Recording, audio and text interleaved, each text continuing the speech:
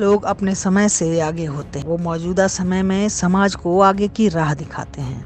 ऐसे ही लोगों में से एक थी चंद्रप्रभा सैकियानी, जिन्होंने महिलाओं, दलितों और पिछड़ों को समानता और स्वाभिमान का रास्ता दिखाया। सैकियानी ने महज 13 साल की उम्र में शिक्षिका बनकर महिलाओं के जीवन में शिक्षा का प्रकाश किया और उन्हें पर्दा प्रथा के अंधेरे से भी बाहर निकाला। असम की रहने वाली इस तेज तर्रार महिला का जन्म 16 मार्च 1901 में कामरूप जिले के दोईसिंगारी गांव में हुआ। उनके पिता रतिराम मजूमदार गांव के मुखिया थे और उन्होंने अपनी बेटी की पढ़ाई पर काफी जोर दिया।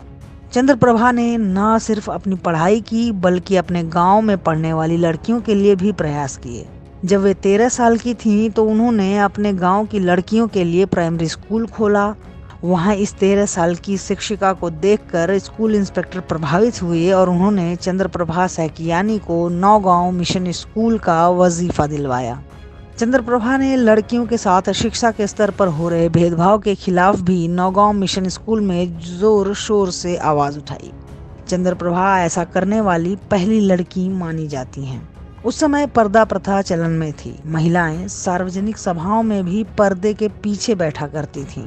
लेकिन चंद्रप्रभा की पहल ने इस कुप्रथा को चुनौती दे डाली। चंद्रप्रभा सैकियानी ने महिलाओं को पर्दे में रहने के बजाय सामने आकर अपनी बात कहने की हिम्मत दी। ये घटना साल 1925 की है। असम के नौगांव में असम साहित्य सभा की बैठक हो रही थी। इस बैठक में महिलाओं में शिक्षा को बढ़ावा देने पर चर्चा की जा रही थी और लड़कियों में शिक्षा के विस्तार पर जोर दिया जा रहा था। इस बैठक में पुरुष और महिलाएं दोनों मौजूद थे, लेकिन महिलाएं पुरुषों से अलग बांस से बने पर्दे के पीछे बैठी थीं। तब चंद्रप्रभा सैकियानी मंच पर चढ़ी और माइक पर गरजती हुई बोली, तुम पर्दे के पीछे क्यों बैठी हो? उन्होंने महिलाओं को पर्दे से निकलकर आगे आने के लिए कहा। उनकी बात सुनकर सभा में बैठी महिलाएं इतनी प्रेरित हुईं कि वो बांस की दीवार को तोड़कर पुरुषों के साथ आकर बैठ गईं। चंद्रप्रभा की इस पहल को असम के समाज में प्रचलित पर्दा प्रथा को हटाने के लिए अहम माना जाता है। पिछड़ी जाति से आने वाली चंद्रप्रभा सैकियानी की शादी बहुत ही कम उम्र में एक उम्रदराज व्यक्ति से कर दी गई थी, लेकिन उन्होंने इस शादी से इनकार कर दिया था। चंद्रप्रभा बहुत हिम्मत वाली महिला थी और हर स्तर पर समाज को चुनौती देती आई थी। वो जब शिक्षिका थी तभी एक अलग रिश्ते में रहते हुए बिन ब्याही मां बनी। वो रिश्ता सफल नहीं रहा, लेकिन चंद्रप्रभा ने अपने बेटे को खुद पालने का फैसला लिया। महिलाओं को पर्दे में रखने वाले उस समय के रूढ़िवादी समाज में ये फैसला उनके निडर और सशक्त व्यक्तित्व को दिखाता है। चंद्रप्रभा सैकियानी ने महिलाओं को स्वतंत्रता आंदोलन का हिस्सा बनाने के लिए पूरे राज्य में साइकिल से यात्रा की और वो ऐसा करने वाली राज्य की पहली महिला मानी जाती हैं। चंद्रप्रभा सैकियानी ने 1920-21 में किरणमयी अग्रवाल की मदद से तेजपुर में महिला समिति का गठन किया।